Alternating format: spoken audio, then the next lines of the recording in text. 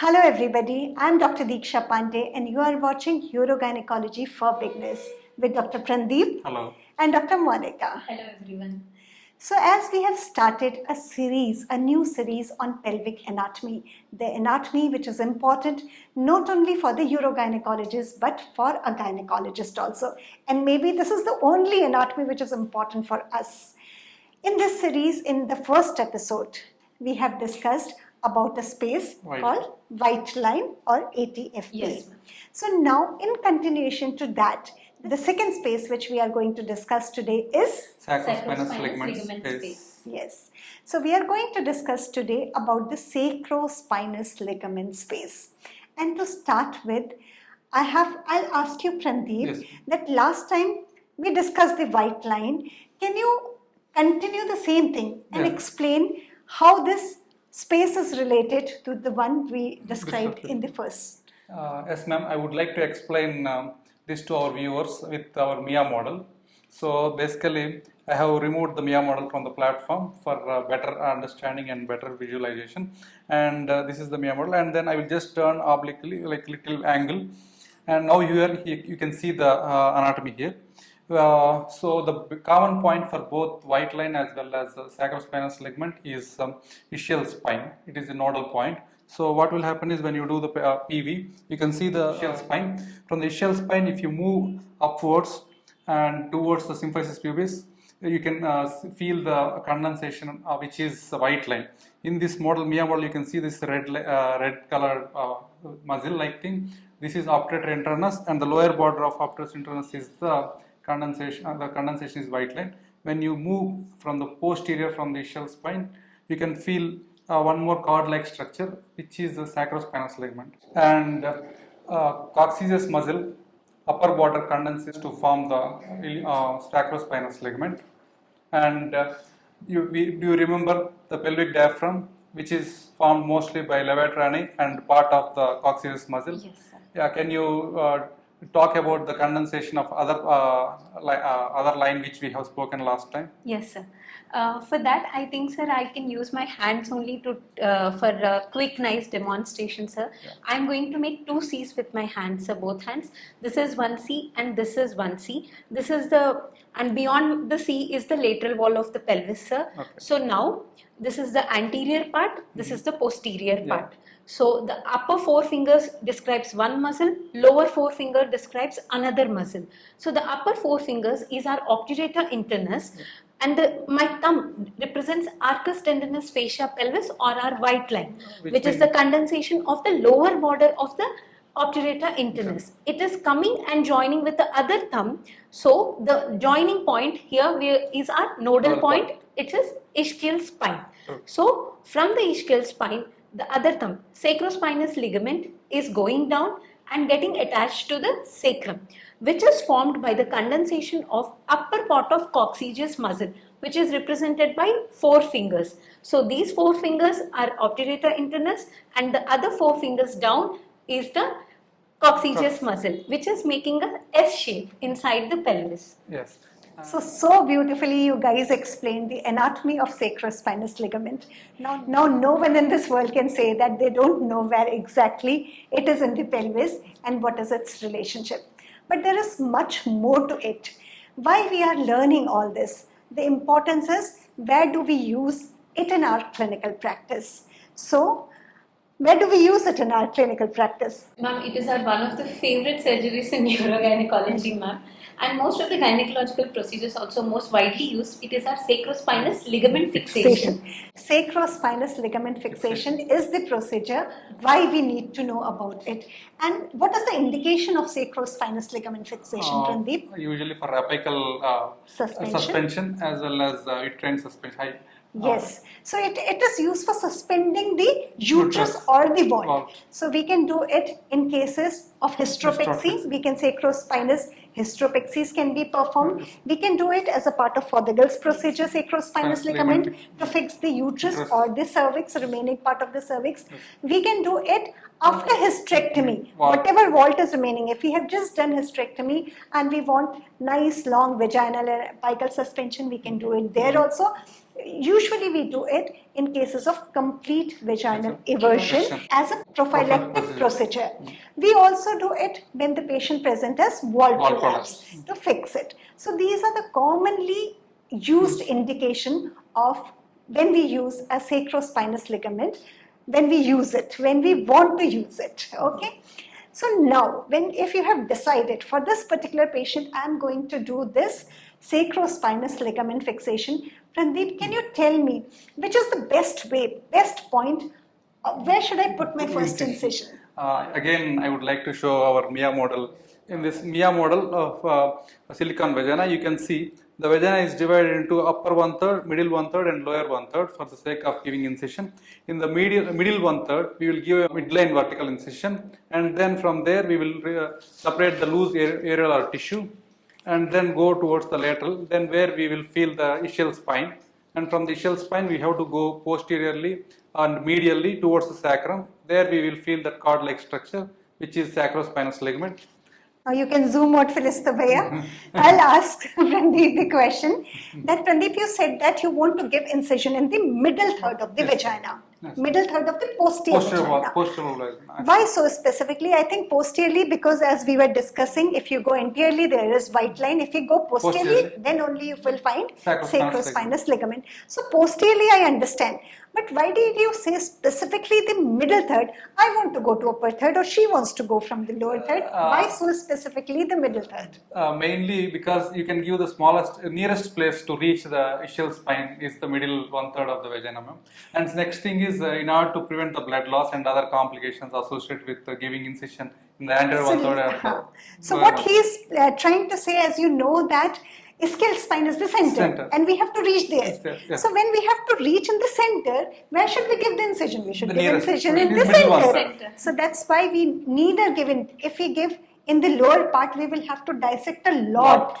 That will cause, as you said, a lot of bleeding, and difficulty and injuries. So we will be discussing the related injuries in a while. Yes. But what point he wanted to make very clear to you all is that if you want to reach the ischial spine and thus the sacrospinous ligament, you must incise the middle part of the posterior vaginal wall so that you can reach easily without much dissection and without much blood loss.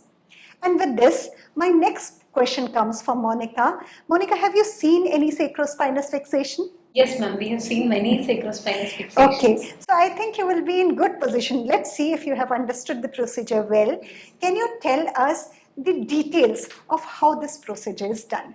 Yes. We have given the incision, we have palpated the ischial spine, we have palpated the sacrospinous ligament. What next? Yes. As you have already done half of my job, ma'am, now I'll take over from here. So as we have palpated the sacrospinous ligament, we will see that is a shiny white structure which is incontinuous with one muscle. As we already discussed, that muscle will be our coccygeus. So now we will require 3 long blade retractors, ma'am, to safeguard structures. We will place one retractor posteriorly, one retractor to retract the rectum, and one retractor at 10 to 11 o'clock position for good visualization. Okay. Because visualization is key for sacrospinous ligament fixation, because it is not so easy to approach or see, and only surgeon can be able to see. And we will actually do few things to make it visible for others. For also. assistance, yes.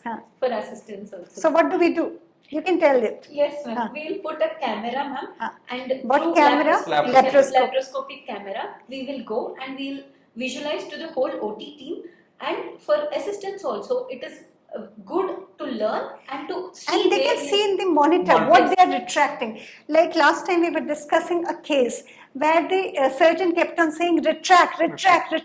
So the assistant was also very enthusiastic. She also retracted nicely, and later there was a 6 centimeter tear in the rectum. Okay, so those things can happen. So it is no fun if only the surgeon is very stressed and is the only person who is able to see and do it. Let the whole team, those are important parts of your team, they should be able to see what they are doing and what you are doing. Yes. That is a more easy way. So that's why we have devised this procedure, which Using we call as DSSLF, and D means direct, easy, and educational sacrospinous ligament fixation. Okay, so we are visualizing, the camera is there, all of us are seeing in the monitor. What next? Ma'am, so now we have to take 2 bites in the sacrospinous ligament. First bite, we have to take 2 centimeters medial to our ischial spine in the bulk of the sacrospinous ligament, and other stitch we have to take 1 centimeter medial to our first stitch. Okay. With non-absorbable suture. Yes, sir, with non-absorbable. So usually what we do, what I do, you can take whatever, one suture at least should be non-absorbable. So usually I take one non-absorbable, it depends. Basically the color change is the key, so that when we are tying it to the wall, we identify which is the lateral suture, which is the medial suture. Only thing, if you are using a non-absorbable suture, when you are taking the next bite from the wall, you have to remember that it should not come inside the vagina. Subepithelial, it should come. Okay, so we are talking about, we will not discuss more of how we suspend. Now we are talking about sacrospinous ligament. Yes, complication. But before that, I want to ask, any one of you can answer. You said that we should take the bite from the bulk of the ligament. While I was in one conference, I heard that because the ligament is thickest in its upper part, when it is condensing, the upper part will be the thickest part. And if you take a bite from there, it will be the strongest. So there was a discussion. Some people were saying that you should take a bite from the uppermost part but you said you have to take from the substance. Yes. What should I do, Mounika? I will tell this answer. No? Okay. So, ma'am, I would like to explain on the MIA model again this one, because it will be more if you see and understand instead of just talking. So here you can see the sacrospinous ligament here. If I take from the upper border, the red color thing here running is the sciatic nerve. If I take entire total or the upper border, there is a chance of injury to the sciatic nerve, and we all know how problematic the sciatic nerve injury can be, which is commonly called as sciatica. And this is if you take from the upper border, and if you take the bite from the lower border, there is a good chance of injuring to the coccygeus plexus. So that is also one more complication while doing this sacrospinous fixation. Can you show the others, or what are the other important structures which may get injured during this sacrospinous ligament fixation? Yes, sir. Sir, as we already discussed, we will be taking our first bite 2 centimeters medial to the ischial spine. So we will be avoiding certain structures which wrap around the ischial spine. Those are pin structures which are entering the lesser sciatic foramen from the greater sciatic foramen, like this. Yeah, so these pin structures are popularly called like pin, which stands for pudendal nerve, internal pudendal artery, and nerve to obturator internus. Correct. And medially, sir, we will not go too medial because we will be risking injuring our rectum. So we will be avoiding pin structures laterally, medially rectum, upper sciatic nerve, lower coccygeal plexus. Correct. And we will take from the bulk of the muscle, the bites. So I think this is too much of information which you guys have given today. Let me just try to summarize what all we learned. So first thing we learned is that sacrospinous ligament is the continuation from the ischial spines towards sacrum, and it continues if you sweep your finger in one direction as a white line continuation. So anteriorly if you go white line, posteriorly if you come, that is the sacrospinous ligament. Now why the sacrospinous ligament is important for us? Because of many reasons and many situations we might think of doing a sacrospinous fixation. In sacrospinous fixation, it can be done only vaginally. It is a procedure where we do not enter the peritoneum. So these are the two advantages of sacrospinous ligament. So as Pradeep told, that when we have to approach the sacrospinous ligament, we should incise the posterior wall, and in that too middle 1/3 of the vagina to reach it immediately without much dissection and without much blood loss.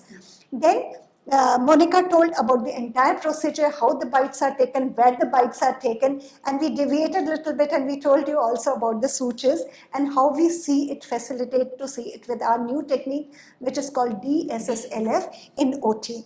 But not focusing on that, I will just emphasize what she told about the complications. So as both of them told, that we have to be very specific. It is a safe area, but it is again a very narrow area of safety. with on both sides and up and down, all directions there are important structures which are very important to prevent. So we have to follow some principles. The first principle, Prandeep told that we have to take the Bite from the bulk bulk of the bite from the bulk of the muscle. If we Sorry, go to bulk the of this ligament. bulk of the, we have to take the bite from the bulk of the ligament. If we go up, take too much up, we have chances that we might injure the sciatic nerve, and you all know how bad a sciatica pain can be.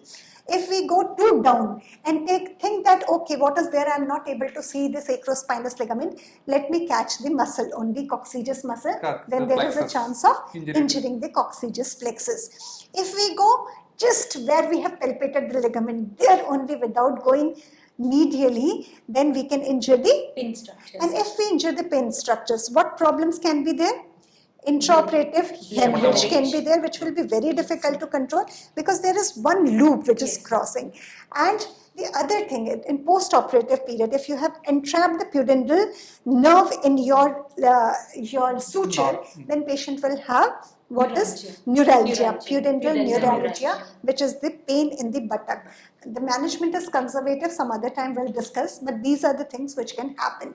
Then if we go medially, if we remain too, in order to prevent the pin structures, if I keep on remaining too medially, what is at risk? Rectum is at risk. And one thing I will add, because I took time to understand this, so I want you all to understand, by chance, hope this rectal injury doesn't happen in your hands, but by chance, if it happens also, don't worry, don't get panicky, call the surgeons, no. It is the extraperitoneal, that is the advantage, so there is no risk of peritonitis with fecal material soiling inside there. So it is a very simple procedure. You close the rectum in 2 layers and then give the rectum some rest and it will heal. So don't panic even. I hope never it happens with you, but when you do surgeries, complications are inevitable. It can happen, so no need to panic there. You just have to close Watch our videos. Watch our videos, yes. Okay. So that is the simplest way to do. I hope you keep on watching our videos, and because we have taken really long time, so I'll end the session here. So keep on watching, stay tuned, keep watching, Like, share, and subscribe. Thank you Thank so you. much. thank you so much.